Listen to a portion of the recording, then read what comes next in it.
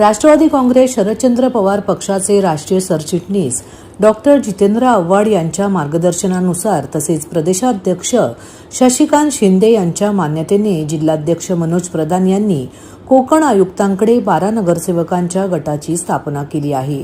ज्येष्ठ नगरसेवक अशरफ शानू पठाण यांची ठाणे महानगरपालिका गटनेतेपदी निवड केल्याचे पत्र जिल्हाध्यक्ष मनोज प्रधान यांनी कोकण विभागीय आयुक्तांना सादर केले।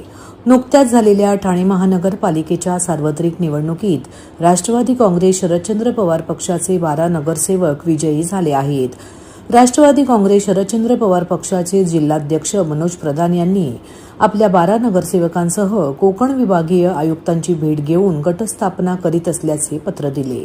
ठाणे महानगरपालिकेत राष्ट्रवादी काँग्रेस शरदचंद्र पवार पक्षाचा स्वतंत्र गट असणार आहे।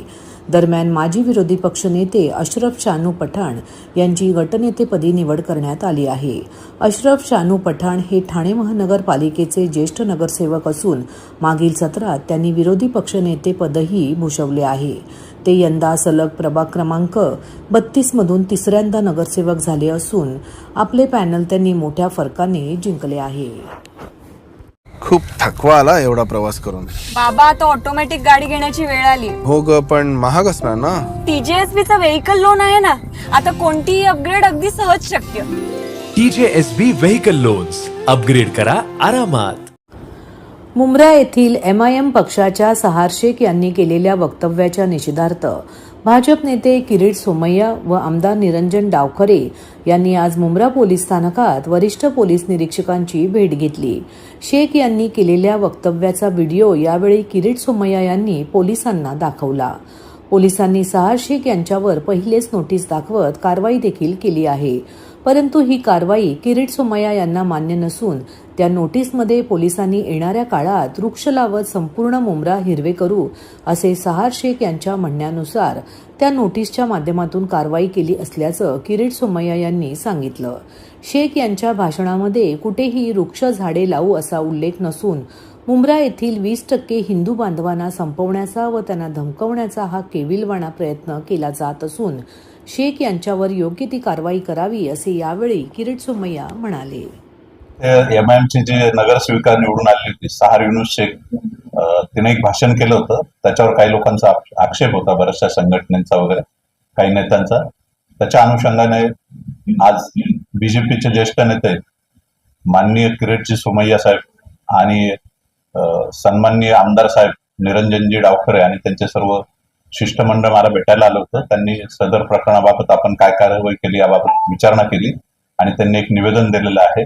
परंतु जसं आम्हाला ते समजलं की त्या भाषणामुळे समाजामध्ये संभ्रम निर्माण झालेला आहे, काही लोकांच्या भावना दुखवल्या गेलेल्या आहेत, तर आम्ही त्या अनुषंगाने त्या जी सहार युनुस शेख आहे तिला बोलून तिचं स्टेटमेंट घेतलं आणि तिला नोटीस पण दिलेली आहे।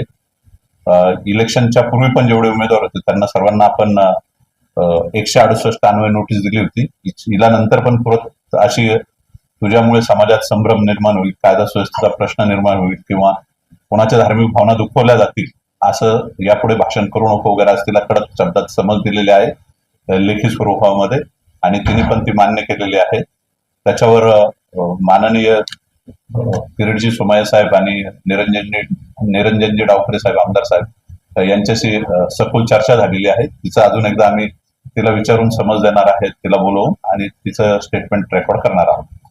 सोबत कुठे MIM म्हणजे नवीन मुस्लिम लीग त्यांच्याबरोबर कुठे जाण्याचा प्रश्न नाही। जर भाजपचा कुठला कार्यकर्त्यांनी कुठे गोंधळ केला तर त्यांच्यावरही कारवाई होणार। तर सहार शेख यांनी जे विधान केलेलं आहे त्यामध्ये ते म्हणतात की आम्ही वृक्षारोपण करतो आणि जर ते वृक्षारोपण करत असेल, हिरवळ वाढवत असेल तर मग तुम्ही पोलीस स्टेशन मध्ये येताय, कसं पाहायचं याकडे? मी तो व्हिडिओ आता पोलिसांना दिला, तिथं स्पष्ट भाषण आहे, कुठे वृक्षही नाही, झेंडाही नाही, काय नाही। या अल्लाह इंशाअल्लाह हम अगले 5 साल में पूरे मुंब्रा को हरा रंग से भर देंगे। आता हे जरी किरीट सोमय्या मैदानात आला जरी सोशल मीडियामध्ये या संबंधात खूप प्रतिसाद उमटले, म्हणून हे त्यांनी सांगितलं की माझा वृक्ष होता आणि तरीही जर धार्मिक भावना दुखावल्या असेल तर माफीचा प्रश्न नाही. त्यांनी हे केलाय, चॅलेंज दिले आहेत, धमकी दिली आहे, कारवाई व्हायला हवी. पोलिसांनी त्यांना एक नोटीस देखील बजावली होती, तुम्हाला मान्य नव्हती. त्या पोलिसांच्या नोटीसमध्ये अखेरीस होतं तरी काय? पोलिसांची नोटीस आणि आलेलं उत्तर मी वाचलं, पोलिसांनी मला दाखवलं. त्यात अर्थात परत एकदा मस्ती करायचा प्रयत्न केला. आम्ही झाडं लावण्यासाठी म्हटलो होतो, पण तरीही जर इतर धर्मियांचा भावना दुखावल्या असेल तर मी माफी मागतो. असं नाही चालत. जितेंद्र आव्हाड इथले आमदार आहेत, त्यांच्या बाबतचे सुद्धा जे व्हिडिओ आहेत ते सुद्धा व्हायरल होत आहेत. कसं पाहता येईल? जितेंद्र आव्हाड आणि MIMचं जर राजनैतिक भाषण असेल, भांडण असेल, ते राजनीतिक पद्धतीने पॉलिटिकल सिस्टम प्रमाणे त्यांनी आपसात निपटावं. पण त्यांनी मुंबईला हिंदू मुक्त करण्याचा जो प्लॅन केला आहे तो देवेंद्र फडणवीस सरकार होऊ देणार नाही. नागरिकांना आवाहन करण्यात येत आहे की सध्या डासांमार्फत पसरणाऱ्या डेंग्यू या आजाराचा प्रसार रोखण्यासाठी प्रत्येकाने पुढील प्रमाणे कार्यवाही करावी. डेंग्यू आजार एडिस इजिप्ती हा डास चावल्याने होतो. या डासांची पैदास साचलेल्या किंवा साचवलेल्या स्वच्छ पाण्यामध्ये होते. 8 दिवसांपेक्षा जास्त दिवस पाणी उघडे व साचून राहिल्यास त्यात डास अंडी घालतात. अंड्यांच्या अळ्या तयार होऊन पुढे डास तयार होतात. यासाठी आपल्या घरातील पाणी साठे, उदाहरणार्थ बॅरल्स, पिंपे, टाक्या, हौद, रांजणे इत्यादी दर आठवड्याला रिकामे करून घासून पुसून कोरडे करून पुन्हा भरावे. 1 दिवस कोरडा दिवस म्हणून पाळावा. पाणी साठ्यांना घट्ट झाकणे बसवावीत किंवा जुनी साडी, चादर, धोतर यांनी बांधून झाकून ठेवावीत, म्हणजे डास त्यात जाऊन अंडी घालणार नाहीत. घराच्या गच्चीवर, आजूबाजूला, अंगणात कोठेही पाणी साचू देऊ नये. भंगार सामान उघड्यावर टाकू नये. उदाहरणार्थ टायर्स, प्लास्टिक सामान, कुंड्या, टाकाऊ वस्तू इत्यादी. अशा सामानात पावसाचे पाणी साठून त्यात डेंग्यूच्या डासांची पैदास होते. घरातील कूलर्स, फ्रीजच्या पाठीमागील ट्रे हे देखील वेळोवेळी कोरडे करावेत. लक्षात ठेवा, नुसत्या फवारणीने डास घनता कमी होत नाही, तर त्यासाठी डास पैदास ठिकाणे नष्ट करणे ही आपल्या सर्वांची जबाबदारी आहे. कोणताही ताप अंगावर न काढता जवळच्या शासकीय रुग्णालयात मोफत औषधोपचार घ्या. अशा प्रकारे नागरिकांनी सहकार्य केल्यास डेंग्यूचा प्रसार रोखणे सहज शक्य आहे. प्राच्यविद्या अभ्यास संस्था 1982 पासून संस्कृती, इतिहास आणि पुरातत्व या विषयांमध्ये सातत्याने प्रबोधनात्मक कार्य करत आहे. अभ्यासकांची व्याख्याने, प्रदर्शने, अभ्यास दौरे तसेच इतिहास व पुरातत्व विषयावरील प्रमाणपत्र अभ्यासक्रम अशा विविध उपक्रमांद्वारे संस्थेने आपली वेगळी ओळख निर्माण केली आहे. कोकणातील 20,000 वर्ष कातळ शिल्पे आद्य मानवाच्या जीवनाचा कलात्मक आविष्कार आहेत. त्यांचे संशोधन व संवर्धन होणे ही काळाची गरज आहे. ही कातळ शिल्पांची माहिती लोकांपर्यंत पोहोचवण्याच्या उद्देशाने प्राच्यविद्या अभ्यास संस्थेच्या वतीने छायाचित्र प्रदर्शनाचे आयोजन करण्यात आले आहे. जोशी बडेकर महाविद्यालय आणि डॉक्टर बेडेकर हॉस्पिटल यांच्या संयुक्त विद्यमाने हे प्रदर्शन भरवण्यात येत आहे. हे प्रदर्शन 21 ते 26 जानेवारी रोजी सकाळी 11 ते सायंकाळी 5 वाजेपर्यंत जोशी बेडेकर महाविद्यालयाच्या प्रांगणात असणार आहे. यामध्ये ठाण्यातील ज्येष्ठ कलाकार सदाशिव कुलकर्णी यांच्या मार्गदर्शनाखाली महाविद्यालयांच्या विद्यार्थ्यांनी तयार केलेल्या कातळ शिल्पांची प्रतिकृती यासोबतच निसर्ग यात्रांची संस्था रत्नागिरी यांच्या वतीने कातळ शिल्पांवरील दुर्मिळ छायाचित्रांचे प्रदर्शनही पाहायला मिळणार आहे. तसेच गूढरम्य कातळ शिल्प या विषयावर निसर्गयात्री संस्थेचे सुधीर रिसबूड आणि पुरातत्व संशोधक ऋत्विज आपटे यांचे 21 जानेवारी रोजी व्याख्यान होणार आहे. या प्रदर्शनाला भेट देऊन कातळ शिल्पांच्या कलेचा आनंद लुटावा असे आवाहन संस्थेचे अध्यक्ष डॉक्टर विजय बेडेकर, डॉक्टर महेश बेडेकर यांनी केले आहे. प्राच्यविद्या अभ्यास संस्था, जोशी बेडेकर कॉलेज आणि डॉक्टर बेडेकर हॉस्पिटल या तिघांनी मिळून कोकणातले कातळ शिल्प हे असं आपण प्रदर्शन इथे भरवलेलं आहे. आणखीन हेतू असा होता की कातळ शिल्प म्हणजे कोकणामधले कातळावर असलेली जी शिल्प आहेत, म्हणून आर्टवर्क आणखीन त्यावेळेला म्हणजे 30,000 40,000 वर्षापूर्वी मानवाने निर्माण केलेली एक कला आहे. ते कला कॉलेजच्या मुलांपर्यंत पोचावी, त्यांच्या बाबतीत उत्सुकता निर्माण व्हावी, हा त्याच्या मागचा हेतू होता. म्हणून सदाशिव कुलकर्णी नावाचे जे सिनियर आर्टिस्ट आहेत, आम्ही त्यांची मदत घेतली. अंकुर काणे, आणखीन शाहीश्रुती भट आणि आमच्या कॉलेजची सगळी मुलं, 100% क्रेडिट त्यांचं आहे. कारण सदाशिव कुलकर्णींनी आयडिया दिली ही सगळी कातळ निर्माण करण्याचं. बघितलं तर हा कातळ नाही आहे, इथे माती आहे, पण हा कातळ निर्माण केला गेला आहे. आणि त्याच्यावर जी काही शिल्प निर्माण केलेली आहेत ती म्हणजे तंतोतंत म्हणता येणार नाहीत, पण एक रेप्लिका आहे. ती शिल्प आमच्या सगळ्या मुलांनी त्याचा अभ्यास केला, कुठली शिल्प सिलेक्ट केली आणि कुलकर्ण्यांनी आम्हाला आयडिया दिली कसं हे करायचं. आणि ही सगळी शिल्प जी आहेत ही या मुलांनी कोरलेली आहेत. महत्त्वाची गोष्ट अशी आहे की निसर्गयात्री संस्था म्हणजे भाई रिसबूड नावाचे जे रत्नागिरीतले आहेत आणि या संस्थेने रिसबुडांनी 90% कातळ शिल्प कोकणातली शोधून काढली आहेत. त्यांचं 21 तारखेला भाषण झालं. हे भाषण झालंच आणि 21 तारखेपासून ते 26 जानेवारीपर्यंत सकाळी 11 ते 5 हे ठाणा कॉलेजच्या प्रांगणामध्ये हे उद्घाटन, हे एक्झिबिशन इकडे असणार आहे, इंटरॅक्टिव्ह असणार आहे.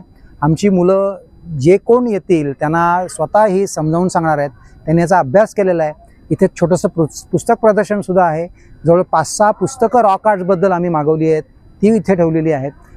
स्टोन टूल्स म्हणजे हे कसा निर्माण केला असेल, म्हणजे 30-40 हजार वर्षापूर्वी मानवाने ही शिल्प कशी निर्माण केली असेल, ती स्टोन टूल्स आहेत. म्हणजे या स्टोन टूल्सनी ही शिल्प निर्माण झाली आहेत. ही स्टोन टूल्सही बघता येणार आहेत. म्हणून हेतू हाच आहे की ठाणेकरांना आणि मुख्य म्हणजे नवीन युवांना, म्हणजे इकडे आमच्या ठाणे कॉलेजमधली मुलं कोण आहेत, ही सगळी युवा आहेत, त्यांना इकडे येऊन ह्याच्या बाबतीमध्ये माहिती मिळेल आणि उत्सुकता निर्माण झाली की हे वय असं असतं की एकदा ती उत्सुकता निर्माण झाली की नक्की याच्या बाबतीत प्रबोधन होईल लोकांचं. म्हणून मी सगळ्या ठाणेकरांना आणि सगळ्यांना आवाहन करतो की 26 तारखेपर्यंत तुम्ही दिवसभरामध्ये कधीही या. आमची मुलं नक्की तुम्हाला हे प्रदर्शन व्यवस्थित समजावून सांगतील आणि 100% मी सांगतो तुम्हाला हे खूप आवडेल.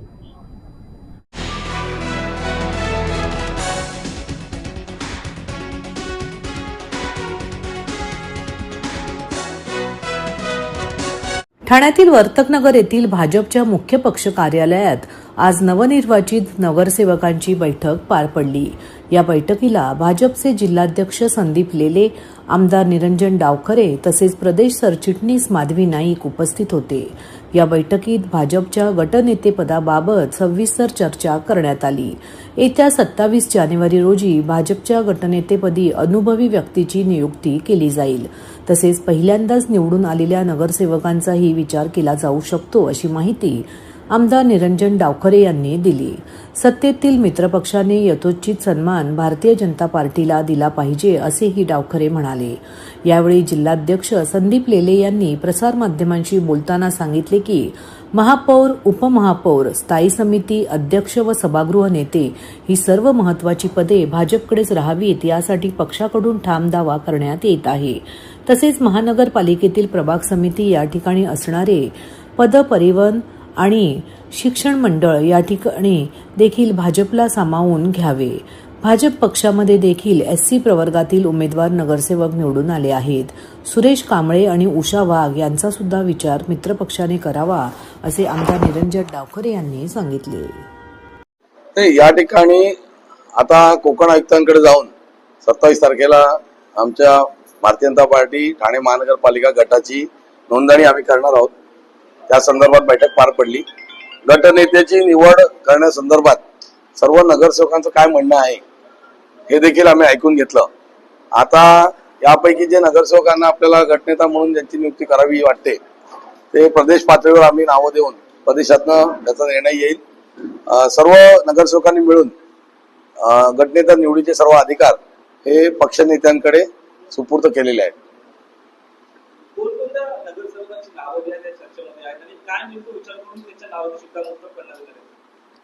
नाही, कोणाची नावं चर्चेत वगैरे असं सांगणं उचित होणार नाही, परंतु त्याची सभागृहातल्या कामकाजाचा अनुभव आणि सर्व नगरसेवकांना मदत होईल, सभागृहात पक्षाची भूमिका मांडण्यासाठी त्याचा उपयोग होईल अशा पद्धतीच्या थोडा अनुभवी असलेल्या नगरसेवकाची याकरता निवड केली जाईल.